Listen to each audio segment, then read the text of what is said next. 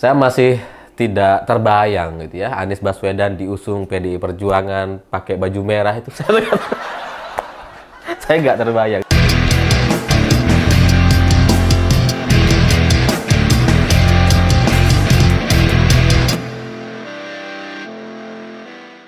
Selamat malam semuanya. Kemarin saya terus terang lagi jalan-jalan bersama keluarga, menikmati hari Sabtu atau weekend gitu ya. Dan sepanjang kami jalan-jalan itu, di tengah banyak keramaian orang, saya terus terang sering sekali ketawa sendiri.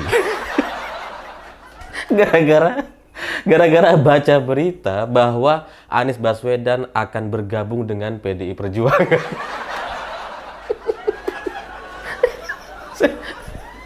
Saya terus terang sampai sekarang gitu ya, kalau saya baca berita soal Anies dan PDIP itu masih sering ngakak.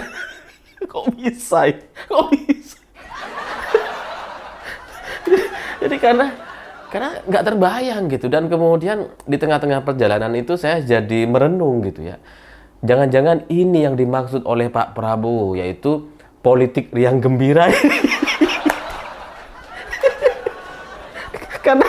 karena untuk harus mendukung orang yang selama ini kita kritisi, kita serang habis-habisan gitu.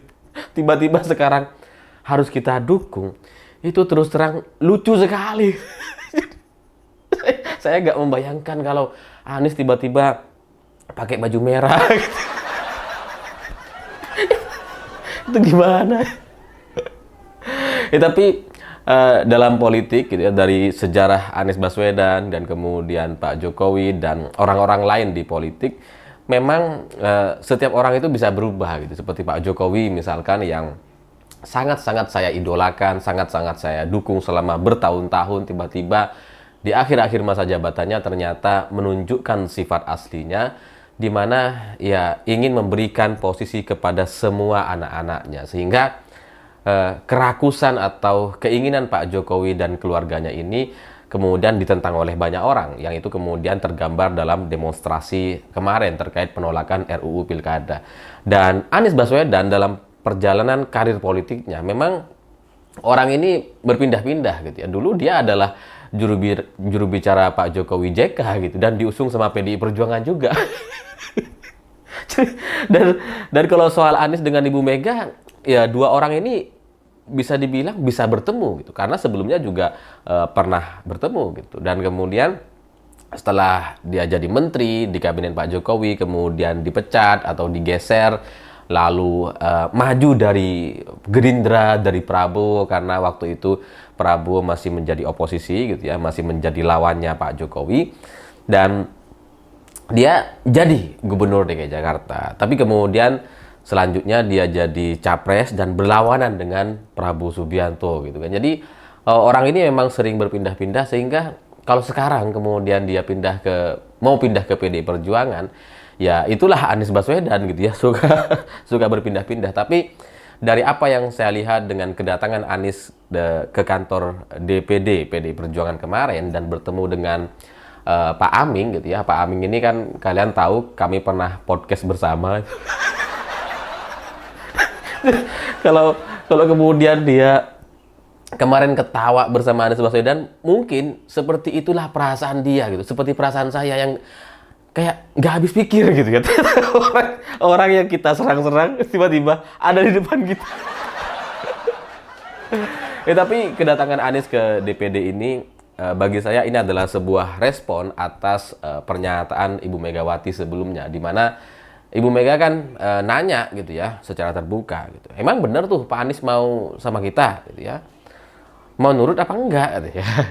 Itu pertanyaan Ibu Mega, dan kedatangan Anies ke DPD PDI Perjuangan kemarin adalah sebuah proses atau jawaban bahwa ya Anies mau dengan PDI Perjuangan dan mau nurut gitu. Karena dalam PDI Perjuangan memang tahapannya itu berbeda mungkin dengan partai lain gitu ya. Di PDI Perjuangan itu ada tahapan-tahapan, dan nggak peduli orang itu sebesar apa di luar gitu ya, tapi kalau pengen maju lewat PDI Perjuangan itu ada mekanisme, ada prosesnya. Dan kemarin Pak Anies itu maju atau datang ke kantor DPD untuk kemudian melewati tahapan-tahapan yang ada di PDI Perjuangan gitu. Jadi aturannya nanti DPD akan lapor ke DPP kepada Ibu Megawati, dari DPP ke Ibu Mega, barulah setelah itu kemudian akan diputuskan kira-kira ini akan seperti apa. Tapi kedatangan Anies ke DPD, bukan DPP ya, DPD PDI Perjuangan itu menunjukkan bahwa dirinya memang bersedia untuk ikut dalam proses dan tahapan-tahapan yang ada. Memang belum ada keputusan untuk pencalonan ini gitu ya, tapi kemungkinannya itu lebih besar sekarang gitu. Karena kalau kita ingat bulan lalu Mbak Puan itu kan bilang bahwa kemungkinan Anies untuk maju di Pilkada DKI Jakarta itu sudah di atas 50%. Itu bulan Juli lalu. Mbak Puan bilang bisa sangat di atas itu, di atas 50%. Karena pertanyaan wartawan kan apakah di atas 50% gitu ya. Jawaban Mbak Puan ya bisa sangat di atas itu.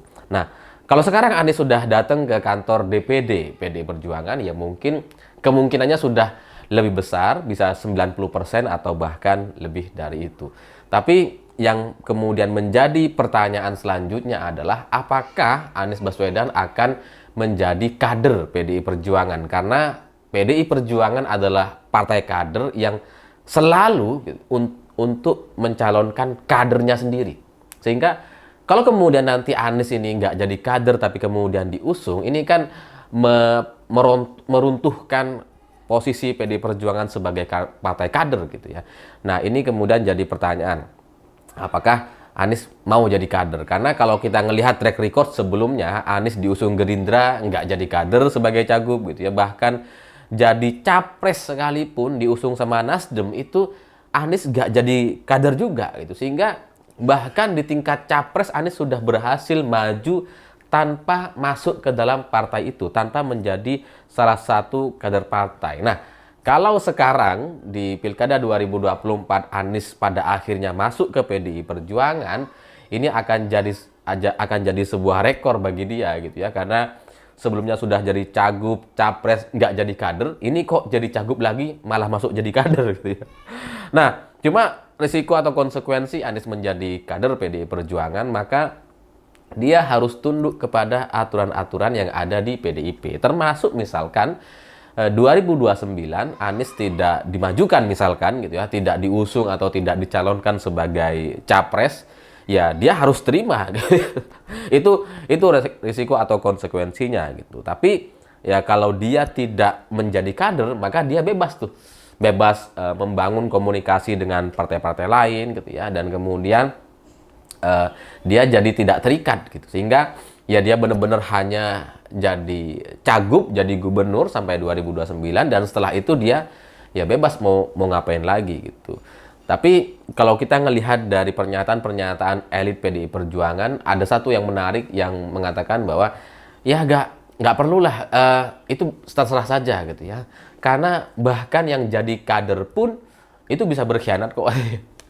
Artinya ya mungkin sudah membaca apa yang pernah terjadi kepada Pak Jokowi, kepada Gibran yang menjadi kader tapi juga bisa maju dari cawapres partai lain, sehingga untuk menjadi kader atau enggak itu hari ini sudah tidak relevan lagi atau tidak sesuai dengan situasi politik terakhir gitu. Tapi dari apa yang saya dapatkan informasi sebelumnya, memang Anies yang kemarin datang ke DPD PDI Perjuangan itu, menurut informasi yang saya dapatkan itu kan memang dia akan masuk ke PDI Perjuangan gitu. Dan kemudian ternyata masih belum gitu, karena masih alot dan pencalonan Anies ini masih belum tentu di PDI Perjuangan atau belum tentu PDIP mau mengusung Anies Baswedan. Makanya kemarin ya datang dulu dan selanjutnya kita lihat akan seperti apa. Tapi posisi Anies akan jadi kader atau enggak, bisa kita lihat dari posisi partai gitu. Karena kalau PDI Perjuangan menjadi satu-satunya partai yang mengusung Anies Baswedan di Pilkada DKI Jakarta, maka Anies harus jadi kader. Itu dia nggak punya pilihan lain gitu ya. Tapi kalau kemudian PDI Perjuangan berhasil merekrut partai-partai lain untuk masuk ke dalam koalisi dengan menggembosi si Kim plus plus itu gitu ya, misalkan Nasdem ditarik, PKB, PKS enggak tetap di situ. Ini kita dukung Anies saja udah ketawa, ini PKS. Jadi kalau Nasdem dan PKB bisa bergabung dengan PDI Perjuangan, mungkin gitu ya, mungkin Anies tidak perlu menjadi kader karena selanjutnya itu dia akan dibebaskan untuk bermanuver jelang 2029.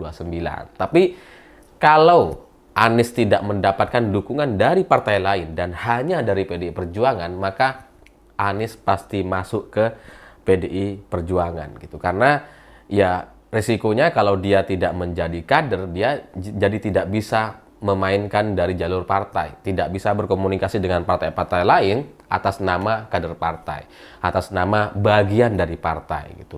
Karena kalau PDI Perjuangan sendirian di Jakarta ya nggak akan kuat juga, meskipun bisa maju sebagai cagup ataupun cawagup, tapi dalam proses kepemimpinannya nanti sebagai gubernur DKI Jakarta ya Anies nggak akan mudah gitu, apalagi kalau nggak jadi kader. Jadi tidaknya kader Anies Baswedan ke PDI Perjuangan itu tergantung partai-partai lain, apakah mereka ada yang mau masuk atau mendukung atau tahu nggak ada. Tapi ya terserah saja gitu di politik itu. saya masih tidak terbayang gitu ya, Anies Baswedan diusung PDI Perjuangan pakai baju merah itu saya nggak terbayang. Tapi ya itulah politik gitu ya. Ada beberapa hal yang kadang-kadang itu mengejutkan. Orang yang sangat tidak kita sukai kadang-kadang harus kita dukung. Dan itu sudah menjadi pengalaman yang berkali-kali saya rasakan. Seperti misalkan Kiai Haji Ma'ruf Amin di Pilpres 2019 gitu ya. Itu kan awalnya Pak Mahfud MD yang mau jadi cawapresnya gitu. Tapi kemudian Ma'ruf Amin dan Kiai Ma'ruf Amin ini adalah orang yang menerbitkan fatwa MUI terkait penistaan agama yang dilakukan oleh Ahok. Yang waktu itu saya ini adalah pendukung Ahok garis keras gitu ya. Tapi Pak Jokowi milih Ma'ruf Amin. Itu lawak. Meskipun dulu saya marah gitu. Tapi seiring dengan perjalanan waktu gitu, saya akhirnya melihat bahwa ya beginilah politik. Kadang-kadang memang ada keputusan-keputusan yang sangat lucu sekali, dan daripada kita marah-marah sebaiknya kita tertawakan saja. Saya pikir itu. Terima kasih sudah menonton dan semoga video ini menjawab pertanyaan atau komentar teman-teman terkait respon atau sikap saya terkait kemungkinan PDI Perjuangan mengusung Anies Baswedan. Begitulah kura-kura.